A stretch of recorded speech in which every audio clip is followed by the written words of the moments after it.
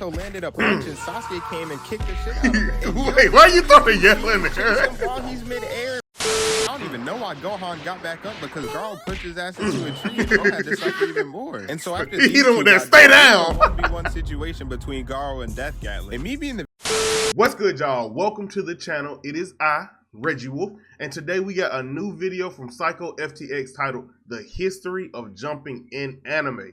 And bro, for me personally, I'm glad that jumping is becoming more of a thing because it's the most effective strategy when dealing with one person, bro. Think about if the Z fighters would have jumped Cell, bro.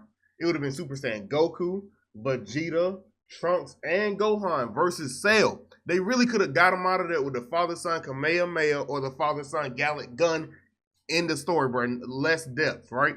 And y'all know my favorite anime is Naruto. And Naruto's #1 jutsu is jumping people, bro. Shadow Clone Jutsu. First episode, Mizuki. Boom. So, if y'all enjoyed today's video, go over to Psycho FTX. Hit them with the goodness. That's like, comment, subscribe, share. Lock it in by hitting the bell. Hit them with it. And look, if y'all enjoy my reaction, do the same for your boy. Let's get into it. The intro to this song is still hard, bro. I don't care. I'm gonna say it every time.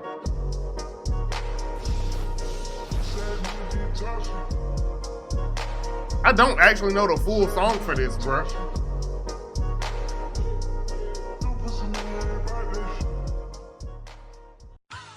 Ah, yes. You seen the title, so you must know what we covering today. Yep. A new topic when it comes Jumping. to talking about anime. The history of jumping.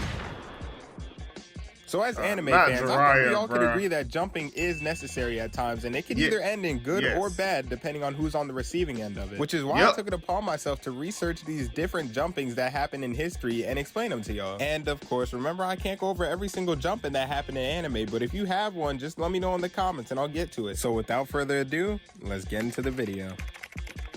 The history of jumping in anime. Yo, I'm thinking about it. Will Kaido's like demise be considered a full-on jumping? Because then he fight like 5 people in that whole little thing before fighting Luffy. So the first thing we gotta address is how Naruto and Sasuke had literally jumped the shit out of this nigga Momoshiki. But before we get to that, you already know I gotta give you some background. All right, so I figured this one.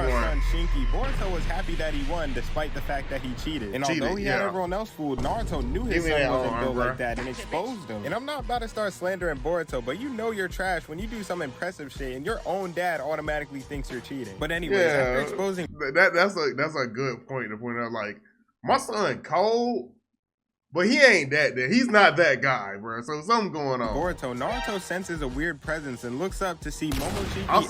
Also, did y'all peep? I've never peeped. Hold up. Boruto. What's up with Boruto hairline, bro? That thing is all over the place. Where he real low key got Shikamaru's hairline. So Naruto senses a weird presence and looks up to see Momoshiki and his barber had the jitters midair. And when they came down, let Naruto know that they were not only there for the Nine Tails, but related to Kaguya as well. And my first time watching this, I was low-key nervous because when Kaguya came back, at least she was strong, but had the IQ of a vegetable. But these niggas look sensible and dangerous, which is two things you don't want to put together. And to make a long story short, I was right because Momoshiki had charged what looked like a tailed beast bomb on steroids and threw it at Naruto. On steroids? But being the Hokage, Naruto did exactly what he had to do and shielded the village from the blast, and in return got himself captured. And I'm not gonna lie, I'm not gonna lie. Wait, we can't both be saying I'm not gonna lie because that's who I start my stuff. Yo, why is it that Naruto gets captured so much in Boruto, bro? Like, if y'all know what's going on in the manga, y'all know he got captured. If y'all seen the whole Jigen Ishiki thing, he got captured. Here, he got captured. Every time in Boruto, when Naruto, it's up for him to fight, he gets captured, bruh. I just don't like that for him. A high IQ play by Naruto because not only did he save the village, but he knows the riders aren't going to kill him. Because if we're being honest, at least 98% of the fan base watches because of Naruto and Sasuke. So if they kill one of them, they finna end up like Bleach in 2012. So at least he's out of line, but he's right. has gone by. Damn, bro, you didn't have to do that to Bleach. To absorb Nine-Tails but you're right. From Naruto. And he was talking all kinds of shit too until Naruto's stopwatch started beeping. And Momoshiki had stopped and said, nigga, what is that? And Naruto said that's the timer for his squad because they finna spin any moment now. And sure enough, he was right because they looked up to see the 4 Kage and Sasuke pull up to save him. And what the...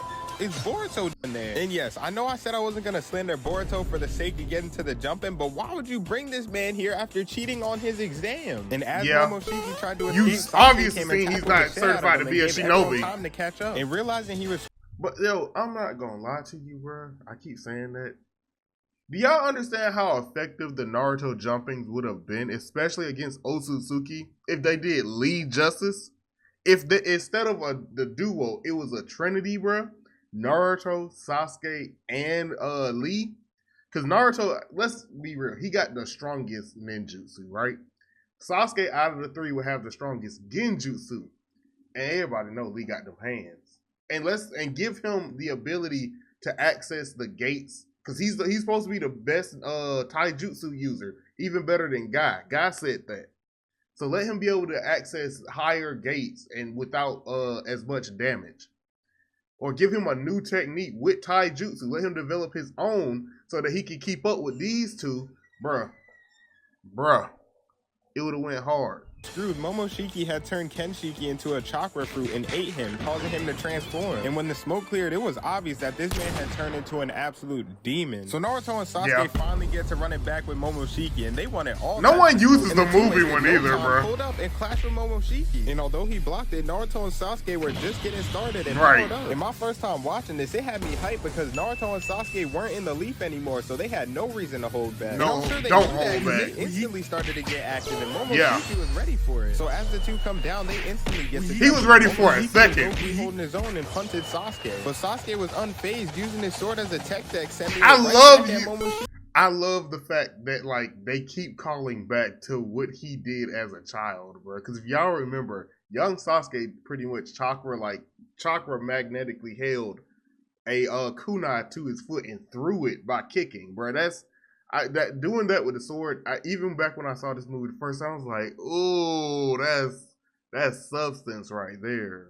And giving Naruto a chance to follow up, and look at him, he's throwing hands. And after mixing it up for a bit, Naruto landed a punch and Sasuke came and kicked the shit out of him. Wait, why you throwing yelling there? While he's mid-air, bro didn't even get to land yet, and they pulled right back up and were ready for round 2. And I'm not gonna lie, talking about this jumping actually made me remember how nice these two were, because the last time I talked about him was in the Ishiki video. We all know how that went. So Sasuke had threw 2 shuriken at Momoshiki, but he multiplied them and had him attached to a string, forcing Momoshiki to weave them shit. But bro got tired of dodging and was able to put up a barrier to block all of them. Almighty pushed it. Was all of them, because one came from underground and hit him, and it turns out it was Naruto, and he threw a rock that again, another callback, bro. But he was one of their best. Sasuke changed, but Sasuke said get baited, switch places, and Naruto rock this shit out of him. And that wasn't all, because Sasuke wanted to be Ash for a day and put this man in a Pokeball. And whether you love or hate Naruto and Sasuke, you can't deny the fact that their teamwork was on point. But Momoshiki wasn't done and spawned in 4 dragons, and although Sasuke was weaving for a little bit, bro got caught and slammed into the ground. And he used this opportunity to Naruto clones combo and ended up nuking Sasuke. But Naruto was already on it and transformed into his Nine-Tails mode to save him. But this pissed Momoshiki off, and bro transformed into the Golem from Clash of Clans. So as bro, I ain't played Clash of Clans in forever, dog. That's a good reference. You see, it wasn't looking good for Naruto. Bro, they got choke slammed the Nine-Tails, bro. And said, "Hey, yo, let's tee up one more time." And this late into the battle, I was over here thinking Naruto and Sasuke had already used everything they had and was just gonna end the battle in a simple Susanoo has not come out. Sasuke had used this Susanoo armor to cover Naruto, and next thing you know, you had a samurai fog. So as Momoshiki swung, they had weaved it and said, "Get that shit out of here," and sliced bro in 2. And you could tell they were feeling themselves because they both landed as if it was another day in the office. And although these two had an iconic jumping, we gotta move on and talk about another one that caught my attention. I'm not gonna lie though, the one from the movie, how they were walking and then they powered up, that was a harder power up. But that landing, that was elite, bro. Because when Itadori and Todo had locked in, they were almost, if not just as coordinated as Naruto and Sasuke. So You say if not equal or more? Itadori and Todo had locked in, they were almost, if not just as coordinated as Naruto and Sasuke. No. They were more coordinated. Don't do that. Because to be able to use their Toto's power the way they were, let Toto have said, let's do that, Reggie. I would have been swinging, doing the wrong shit, turned the wrong way. This man Itadori was perfectly in line with him. I say more in sync. So Itadori pulled right up and they didn't even take no damage. And I'm not gonna lie, he put in work and finished it with a kick. And Toto tried to follow up and got blocked, which caused them to fall back. And just no damage. Both reset, Hanami had used the flower attack that stunned them, but they were able to react and get out the way. And so realizing this wasn't gonna be easy, Toto had decided to use his special move that allows him to clap and switch places with other people. And so when they spun back the second time, it was just raps because Hanami could not keep up with any moves they were making. And as I was watching this jumping, I low-key started to feel bad for Hanami because I didn't feel bad at all. I was blind. Look at this, bro. And you already know Itadori had to end it with a black flash. So as a viewer watching this for the first time, you would probably think that Itadori and Toto had packed up this curse and just called it they a day. should have. They should have. That was not the case. Because they while this was going on, Gojo had sensed the jumping in action and decided he wanted to join in too. And the reason why this is such a big deal is because Gojo is the strongest nigga in the show. So him adding on to a jumping is just overkill. But as you can see, this man loved the third party, bruh. Like, I really wanted them to end this fight because I felt like they would have been able to. Either that or what is it, Nanami? I forget. Would have pretty much figured out their strategy. But I mean, Toto's smart enough to, you know, switch up. And Gojo did not care because bro combined blue and red to make a big ass purple ball of energy. And with no hesitation, shot it in Hanami's direction. And look at the damage it's doing. It is literally destroying the forest. And while trying to escape, Hanami got smacked in the process. And when the smoke cleared, crater, so you couldn't even tell if he got him or not. And so far, after watching these two jumpings, you wouldn't be wrong to say that strength in numbers wins 100% of the time. But after you see what this man Garo did to these heroes, you're gonna understand why that's just not the case. Because for those wait, hold on. Because I'm gonna put a preference on this. Strength in numbers work when everybody is about that life, when they all got that dog in them.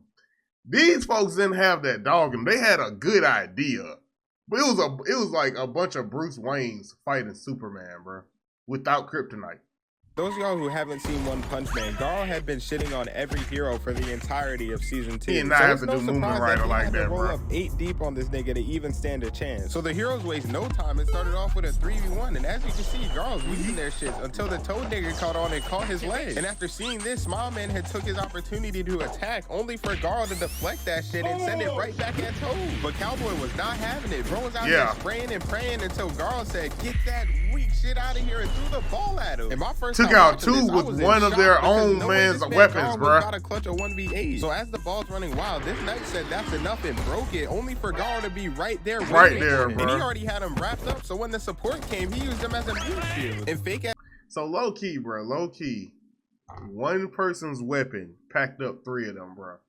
Because it took out 2 by getting hit, and then it was used as a diversion for Garo to move in close and grab this man and pretty much let him get peppered by arrows. Yes, Gohan threw rocks at him thinking it would do something, but really just got his own teammate countered. And I'm not gonna lie, in my history of watching anime, I've seen some pretty dumb shit, but that literally broke the scale. Because if you see somebody piecing your teammates who have better weapons than you, what makes you think that rocks are gonna do something? So after realizing his teammates dumb as hell, Death Gatling tried to clean it up by unleashing a barrage of bullets to try to hit Garo. But it was too late. This man just started blocking at one point. His next target and started chasing this Gohan off with. And you already know Garo had to start piecing him. But here's where things get interesting, because as he's getting pieced, they gave him a flashback. And being an anime fan, we all know no matter what show it is, if somebody's back is against the wall and they get a flashback, they have to turn up. And I was over here thinking that he was about to go Super Saiyan. Me so too. After getting that boost of confidence, this man grabbed Garo and was ready to punch him. But Garo said, "Nigga, you're not the MC," and started caved his own shit in. This man. And after watching his boy get pieced, Stigger had enough and pulled up only for Garo to weave his shit and punch the shit out of him. And this is where things went south, because bro was getting this shit pieced mid-air. And I don't even know why Gohan got back up, because Garo pushed his ass into a tree and bro had to suffer even more. And so after he don't stay down. 1v1 situation between Garo and Death Gatling. And me being the viewer, I wasn't doubting the fact that Garo had already won. I was just trying to see how he would handle his last victim. And so Death Gatling charged his final move and shot it at Garo. But this man Garo was out here punching the bullets away. Punching the bullets away. Everything. This one you knew that Garo was different. Like a menace, and Death Gatling was was screwed because he had used every single bullet he had on that attack. And so he did one final charge and attempt to stab Garo with a knife, but Garo wasn't having that and KO'd and shit. And since he was the last one, Garo had came out on top, clutching the 1v8.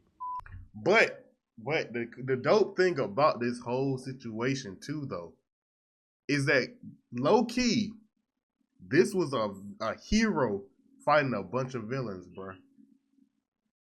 Think about it, because that kid, I forgot what his name is, was in the shed with Garo while he was hurt. And Garo even told the heroes, yo, there's a kid in here. If you shoot this place up, you might kill the kid. And they was like, we don't care. We got to get the hero killer or hero hunter. And the Garo was like, so it's like that, huh? Y'all would just throw away an innocent life for me. I'm going to come out here and fight y'all. And this was the result. So in this instance, the hero won still.